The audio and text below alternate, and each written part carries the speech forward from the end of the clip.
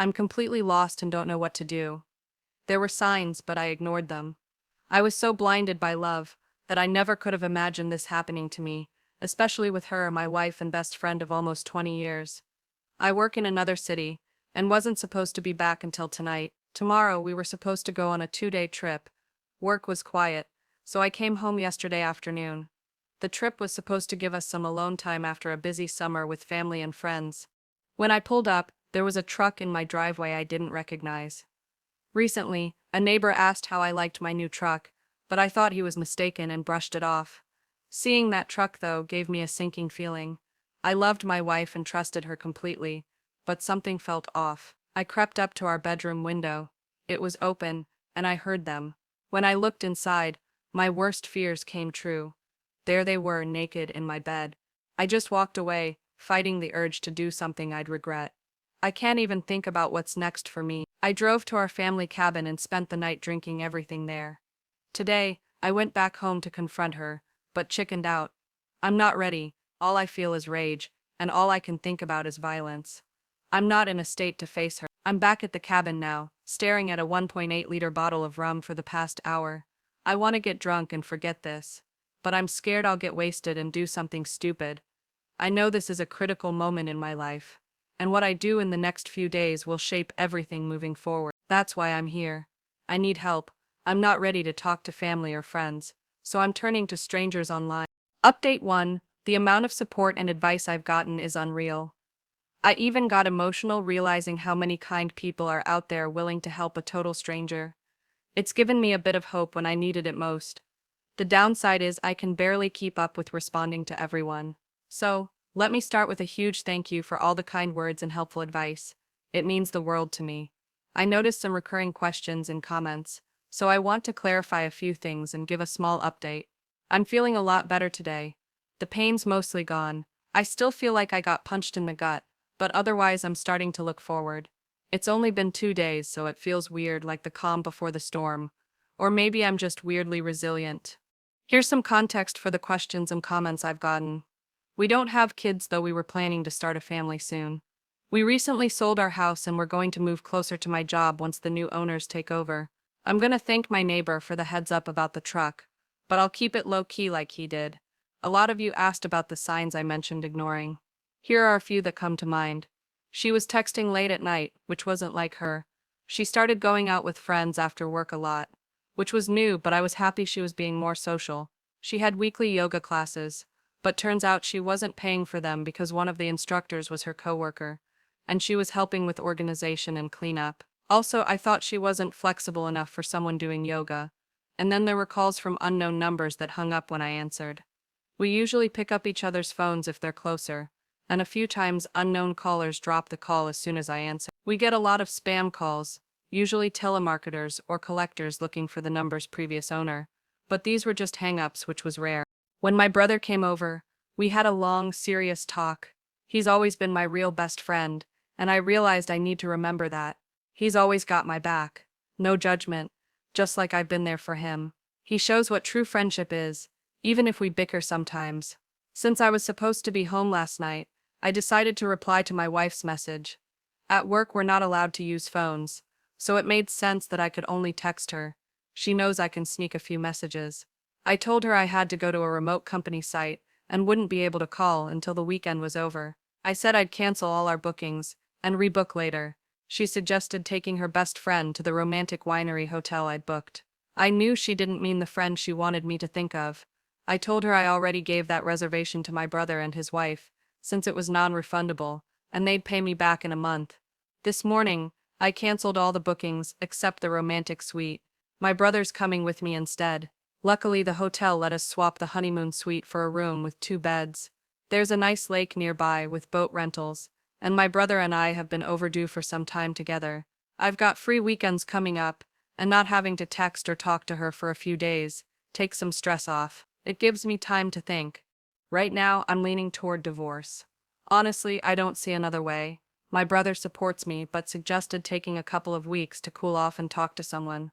His wife knows a family counselor who's willing to meet with me on Monday. I don't think it'll change my mind, but it might help me sort out the chaos in my head. I've also taken some of your advice and started talking to lawyers, just to be prepared for what feels inevitable. I want to do this right. I never thought she'd try to screw me over, but she cheated, so I need to be ready for anything. I'm gonna try to make the most of this weekend. Update 2. A lot's happened in the last few days. I'll start with the less heavy stuff. My brother Matt and I drove about 5 hours to the Vineyard Hotel. I really appreciate him being there for me. It felt like a heart-to-heart that cleared my head. After I spent most of the drive venting, I wanted some alone time, and he went to grab dinner. I stayed in the room, and he brought me back some food. He also managed to rent a boat for the next day. On Saturday, we went fishing. The hotel owner knew our plans and was nice enough to pack us a cooler with food and drinks. Their way of making the romantic package work for two brothers. It was cool. The fishing was a bust, though. We both caught a couple of trout, but they were too small, so we let them go. The hotel snacks saved the day. We wrapped up fishing by noon, then hit some wineries and fruit stands, picking up food and cases of wine for Matt's wife, Jen. That night, we went for the biggest tomahawk steak we could find. On Sunday, we drove back to Matt's place. He lives in a neighboring city, about an hour from my house. When we got there, Jen was home, and we all cracked open a bottle of chilled white wine. That officially ended my weekend. Jen told me that while we were gone, she kept an eye on my wife. She said that guy was at my house Friday night, stayed all night, and on Saturday morning, Jen got there just as he was leaving. She followed him to his apartment and figured out where he lives. My wife stayed at his place Saturday night, the same time she was texting me love messages and saying she missed me. Jen was visiting relatives in my city for half the time and watching my wife the other half. She mentioned she accidentally saw my wife leaving his apartment Sunday morning and snapped some photos of them hugging and kissing. Before getting in my car, I told Jen I didn't want to see those photos. That was the final straw for me. I don't think I'll ever trust her again. If she can so easily switch between saying she loves me and being with another guy, I don't see a future for us. Still, I decided not to make any rash decisions based on emotions. I need to stay calm and clear-headed. That's when Jen told me Sharon, the counselor she found for me, was coming over for dinner. To be clear, Sharon's never met my wife, and this was my first time meeting her. Sharon turned out to be a really nice person, and we hit it off. After dinner, we took a walk around Matt's neighborhood to walk the dogs and talk privately. Sharon was super helpful. She listened and made me feel like I didn't have to keep my guard up. It was pretty therapeutic. Even though I'm comfortable with my brother, this was different, and I really needed it. It's also why I like sharing all this with you guys. It's a way to vent and untangle the mess in my head. Our walk lasted about an hour, and the only real advice Sharon gave me was not to put off talking to my wife. She said the longer I wait, the harder it'll be to have that conversation. She pointed out that clarity is what I need most right now, and my wife's the only one who can give it to me. Later that night, Jen and Matt offered to let me stay with them as long as I needed. I know Matt and I have a limit to how long we can live together without getting on each other's nerves, so I talked to my boss, who arranged for me to stay in company housing. I used to stay there every other week, but I had to leave on weekends. He worked it out so I can stay there for a few months if I need to. I decided to book another session with Sharon this week, since our walk felt so helpful for a first meeting. She agreed. Sunday night, I spent a lot of time lying in bed, thinking about how to approach the conversation. It was tough because even imaginary scenarios in my head made me angry and sad. I decided I'd just wing it. I'm usually good under pressure. Yesterday I woke up, said goodbye to Matt and Jen, and drove home. While driving, I wondered what I'd do if he was there when I arrived. Then I realized that would probably send me back into the rage I felt a few days ago. So I decided to drive by the house first. Neither his truck nor my wife's car was there. I went inside, grabbed the stuff I didn't want to part with, mostly photos and old family heirlooms, packed it all in my car and drove to that guy's apartment. Her car wasn't there either, but his truck was.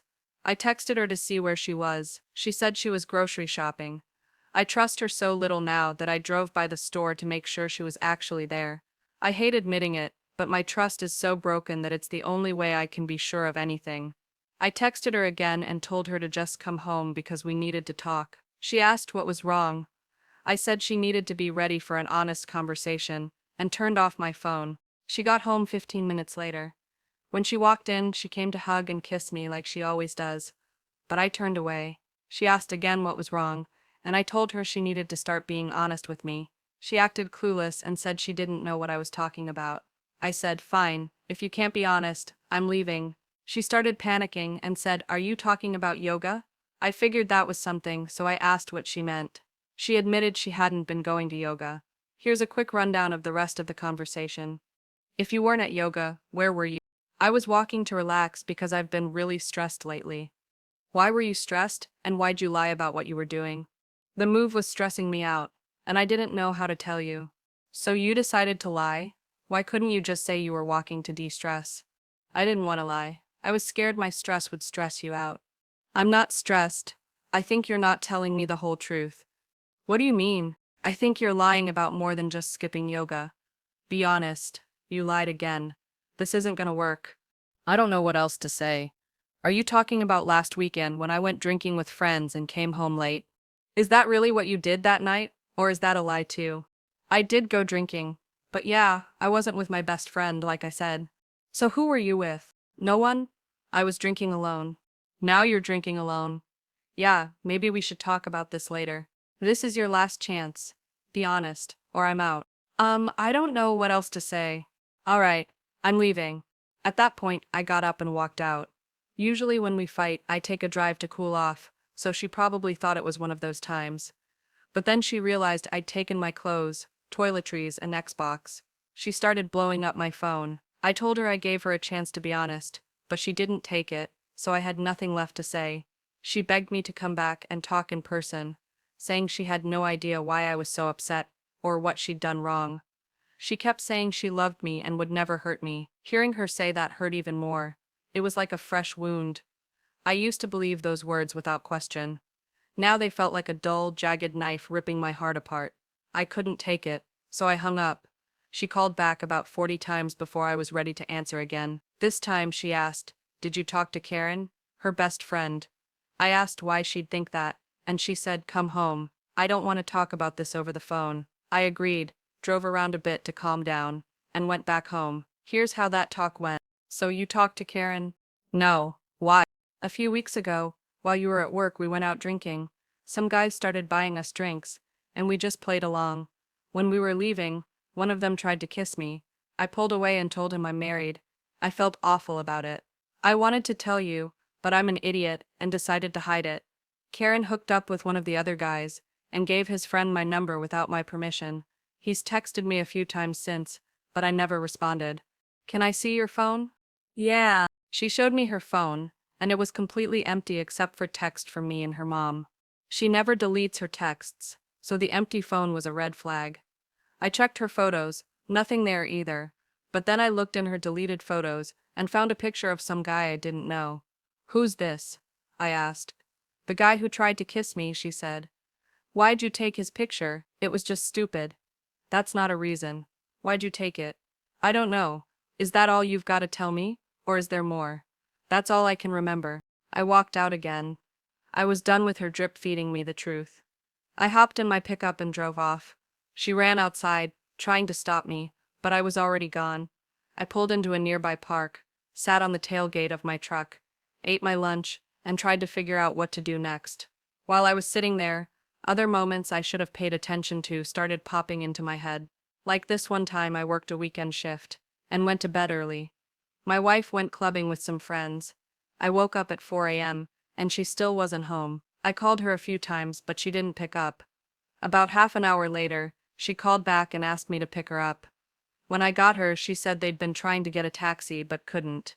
Then a couple of guys her friend knew offered to drive them, but wanted to stop by their place first. When they got to the guy's house, her married friend went into a room with one of them. My wife said she looked for her for a bit, but eventually gave up and drank with their roommates in the kitchen, while waiting. She claimed she didn't hear her phone when I called. We fought about it, and she said she was disgusted by her friend's behavior and cut contact with her. I thought that was the end of it. Another time, she went to a friend's place in another city for a planned girls' night. 4 women drinking and watching movies in pajamas, or so she told me. Then she called me around 1 a.m. to say goodnight. We talked for about 20 minutes and she kept saying what a great girls' night it was. But then I heard a guy's voice in the background. I asked who it was, and at first she denied hearing anything. When it happened again, louder, she couldn't deny it and said, oh, yeah, X brought a couple of guys. Everyone's pretty annoyed about it. She was drunk and 3 hours away, so I had no choice but to trust her. We fought about that too because she didn't tell me right away that there were guys there. She promised never to put herself in a situation like that again. Clearly, that was a lie. After replaying all these incidents and our fights about them, I decided to give her one last chance.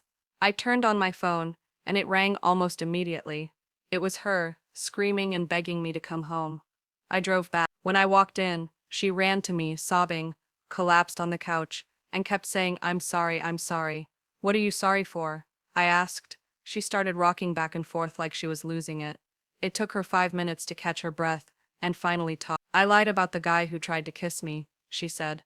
"Okay, tell me what happened." The four of us actually went back to his place that night. We were messing around. I knew it was more than just messing around, but even hearing that made me dizzy. It felt like the room was closing in, and a million voices were screaming in my ears. I think I had a panic attack. I went to the bathroom, splashed cold water on my face, and tried to pull myself together. "What did you do?" I asked. "Do you really want me to tell you?" "Yeah." He fingered me, and I went down on him. "That's it. I'm not playing this game anymore. Either you tell me everything right now, or this is the last time we talk." She started sobbing again, and after a few minutes she managed to speak. "We met up again and had sex. I'm so sorry. I love you. I'll do anything to fix this. It was only one time. If I tell you the truth, please give me a chance to make this right. Please. I'll think about it. Was this a fling? We were seeing each other while you were away for work. It went on for almost a month. Then she added that the guy's married and they're getting divorced. Does he know you're married?" "Yeah." "If he's cheating because his marriage is falling apart, does that mean you think our marriage is falling apart too?" "Is that what you told him?" "No, I don't think our marriage is falling apart. I'm such an idiot. I hate myself. Please don't leave me, I can fix this. Whatever you want. If you were me or even his wife, what would you want to fix this?" "To know the truth, to be sure I'm trustworthy. Can I trust you? I messed up, but I won't again." "If you were his wife, would you want to know the truth?" "Yes." "Then fix it. You want me to call her? If that's what you think you'd want." She tried calling, but no one answered. A few minutes later, her phone rang. It was listed as Karen from work, but she looked shocked, so I knew it wasn't Karen. "Is that him?" I asked. She nodded. I picked up and like a coward, he said, "Oh, I think I got the wrong number." I replied, "No, this is the husband of the woman you've been cheating with. I'm gonna let her talk to you, because she's got something to say." I handed her the phone. "I told him everything," she said. "He knows the truth. It's over between us. It was just a fling, and you can never contact me again." I took the phone before she hung up. "What divorce lawyer are you hiring?" "I'm getting a divorce." "But didn't you tell my wife you're getting divorced?" "No." "Can I talk to your wife? I think she deserves to know. Just like I did." "Please, man. I didn't know she was married. Don't ruin my marriage over a mistake. You ruined mine over a mistake. It's only fair I tell your wife." "Please don't. She's at work. I'll tell her when she gets home. I swear." "All right, you do that." I hung up. I asked my wife if she knew where his wife worked, and her name. She did. I told her to call and ask for her. She got through and asked her to sit down.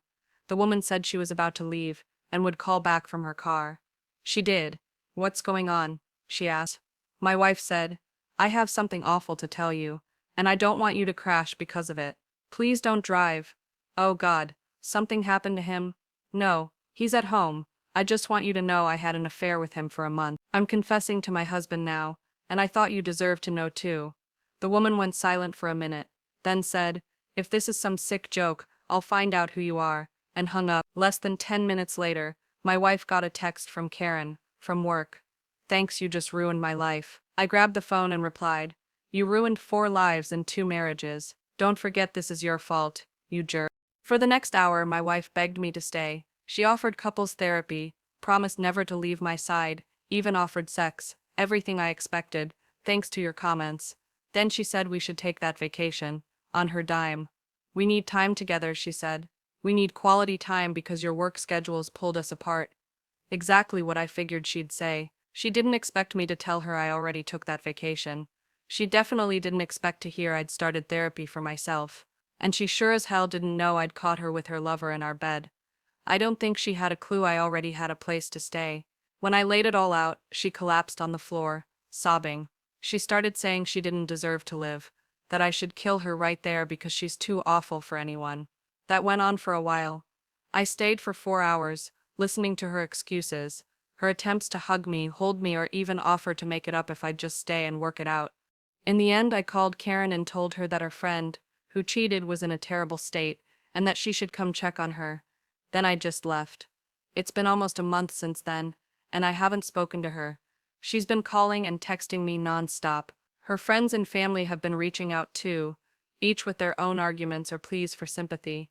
Her dad was the only one who wrote to me, and said I should do what's best for me, and that he'll always love me like a son, no matter what happens. Reading that made me break down and cry for the first time in all of this. Tomorrow, I've got a session with Sharon, my therapist. On Thursday, I'm meeting with a lawyer. I think I know where this is headed, but until it happens, I'm not sure of anything. Sorry for the long story. It just feels easier to pour my emotions into words. Once again, a huge thank you to everyone for the support. People sharing stories like mine really help me feel less alone and give me hope for tomorrow. I'm genuinely grateful to everyone who's had my back. So, what's your take on this whole story? Drop your thoughts in the comments. Now, my opinion, it's wild that the author didn't catch all those red flags that were practically screaming at him. Honestly, at one point, I thought he might forgive her. But alas, the story cut off, and we didn't get a proper ending. It would have been cool to see something more original. Maybe he did forgive her, and that's why there's no update. Because in public, everyone wants to seem like the tough guy, not the dude whose wife cheated on him for a month and then got forgiven. What do you guys think about that? Thanks for sticking with this video till the end. Check out our previous video linked here, subscribe to our channel for more long stories like this, and good luck.